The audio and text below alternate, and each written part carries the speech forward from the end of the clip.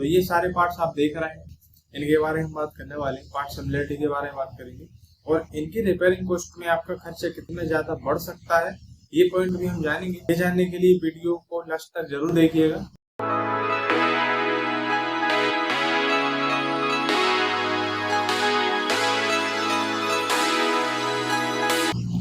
नमस्कार दोस्तों, मैं हेमंत, आपका स्वागत है मेरे महिंद्रा ट्रैक्टर रिपेयरिंग वर्कशॉप में। यहाँ हम डेली महिंद्रा ट्रैक्टर से रिलेटेड प्रॉब्लम का सोल्यूशन करते हैं। तो सबसे पहले हम बात करने वाले हैं रियर एक्सल हाउसिंग के बारे में। तो आप ये रियर एक्सल हाउसिंग देख रहे हैं। एक्सल का सारा लुक इसी पर डिपेंड होता है और इसका स्ट्रक्चर बहुत ही हैवी है और सपोर्टेबल है और ये सभी मॉडल में एक जैसे यूज होते हैं, इतना यूनिक डिजाइन होने के बाद भी। और ये टू टाइप्स के होते हैं, स्मॉल बेयरिंग और हैवी बेयरिंग। तो ये दोनों हाउसिंग आप देख रहे हैं, मैं आपको दिखाता हूँ।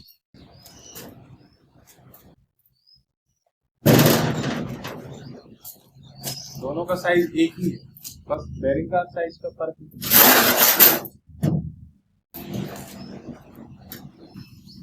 ये आपको दिख रहा होगा, ये हैवी बेयरिंग हाउसिंग है और ये स्मॉल बेयरिंग हाउसिंग है। बाकी सारा फिटिंग इसका एक जैसा ही होने वाला है और सभी मॉडल में एक जैसे हाउसिंग यूज होते हैं। और ये डैमेज भी होते हैं अगर, तो आपको सेकेंड हैंड पार्ट के तौर पर ये मार्केट में मिल जाते हैं, तो आप उनका फिटिंग करा सकते हैं। इससे आपका कॉस्ट इफेक्टिव नहीं होगा।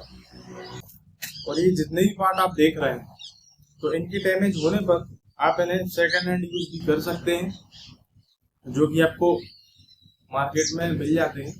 और इनसे आपका कॉस्ट भी इफेक्टिव नहीं होगा, क्योंकि ये बहुत ही लो रेंज में आपको मिल जाते हैं।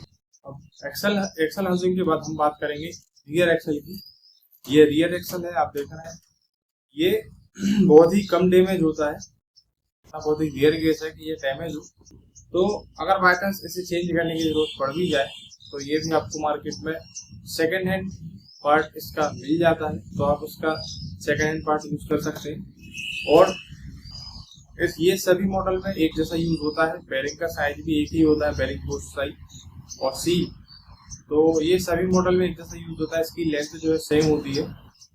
महिंद्रा ट्रैक्टर में ये बहुत अच्छी बात है कि आपने देखा होगा, कुछ पार्ट हैं ऐसे जो हमें नए खरीद करके असेंबल कराने पड़ते हैं, लेकिन सबसे ज्यादा महिंद्रा ट्रैक्टर में पार्ट सिमिलरिटी आपको देखने मिलेगी। सभी मॉडल में एक जैसे ही पार्ट यूज होते हैं। एक्सल हाउसिंग और एक्सल के बारे में बात करने के बाद अब हम बात करेंगे बुल गियर की। तो ये आप बुल गियर देख रहे हैं, ये सभी मॉडल में एक जैसे यूज होता है। बहुत ही रेयर केस है कि जब ये डैमेज हो, और डैमेज होने के बाद भी आपको कोई परेशान होने की जरूरत नहीं है, क्योंकि ये सेकंड हैंड भी यूज किए जाते हैं, क्योंकि सभी मॉडल में एक जैसा यूज होते हैं। आप मुझे ये कमेंट बॉक्स में ये बताइएगा कि बुल गियर के जो टीथ हैं ये कितने होते हैं।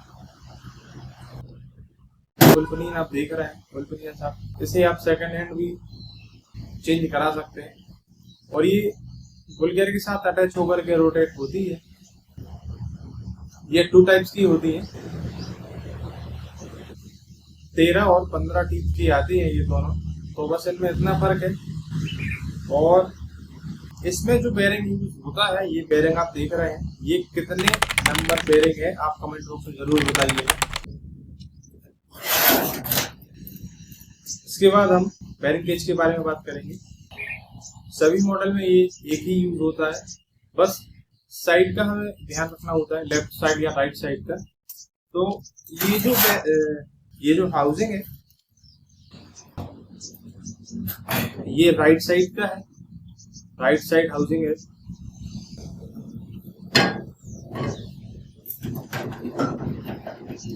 इसमें बस साइड का हमें ध्यान रखना होता है, बाकी सभी मॉडल में ये सेम यूज होता है।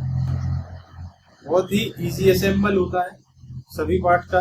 और मेन बात ये है कि महिंद्रा ट्रैक्टर में सभी पार्ट जो है, कुछ पार्ट को छोड़ करके सभी पार्ट एक जैसे यूज होते हैं, तो आपको ज्यादा परेशान होने की जरूरत नहीं है। सबसे मेन चीज कि फार्मर का जो कॉस्ट है इफेक्टिव बहुत ही कम होता है। इजी रिपेयरिंग है, मेंटेनेंस इजी है, और मेन है मेन पॉइंट है पार्ट्स अवेलेबिलिटी का, चाहे वो सेकंड हैंड पार्ट हो या न्यू पार्ट हो, बहुत ही आसानी से पार्ट्स आपको मिल जाते हैं मार्केट में। ये काउंटर शाफ्ट है और ये पीटीयू शाफ्ट है। तो ये दोनों शाफ्ट जो है डैमेज कब होती है, जब आप बहुत ही ज्यादा रोटावेटर का यूज करें रेगुलर, तब ये दोनों शाफ्ट डैमेज हो जाती है, तो इन्हें चेंज करना होता है। तो ये भी सेम यूज होती है सभी मॉडल में। पीटीयू शाफ्ट तो लगभग सभी मॉडल में सेम यूज होती है, एक जैसी। लेकिन काउंटर शाफ्ट जो है ये आपको 2 टाइप्स की मिलेगी, जो कि मैंने आपको पिछले वीडियो में बताया था। ये आपको 19 टीथ में और 18 टीथ में। शाफ्ट का लेंथ, साइज सभी एक जैसे हैं और सभी एक जैसा यूज सभी मॉडल में यूज होते हैं। ये दोनों हाउसिंग सेम होती हैं, बस ये बेरिंग का जो पोस्ट साइज है बस इनमें थोड़ा सा फर्क है, बाकी दोनों हाउसिंग एक जैसी यूज की जाती है। तो इसमें कितना नंबर बेरिंग यूज होता है आप ये बताइएगा, और इसमें भी कितना नंबर बेरिंग यूज होता है ये बताइएगा। हेलो दोस्तों, आपको मेरी वीडियो कैसी लगी? आपको वीडियो अच्छी लगी तो चैनल को सब्सक्राइब जरूर करें, और आपको कोई भी डाउट हो तो हमेशा की तरह आप जैसा करते आए हैं, कमेंट बॉक्स के थ्रू आप अपने डाउट क्लियर करते हैं। मैं पूरी कोशिश करूंगा आपका डाउट क्लियर करने की। वीडियो को देखने के लिए बहुत बहुत धन्यवाद। मिलते हैं नेक्स्ट इंटरेस्टिंग टॉपिक के साथ। Thank you.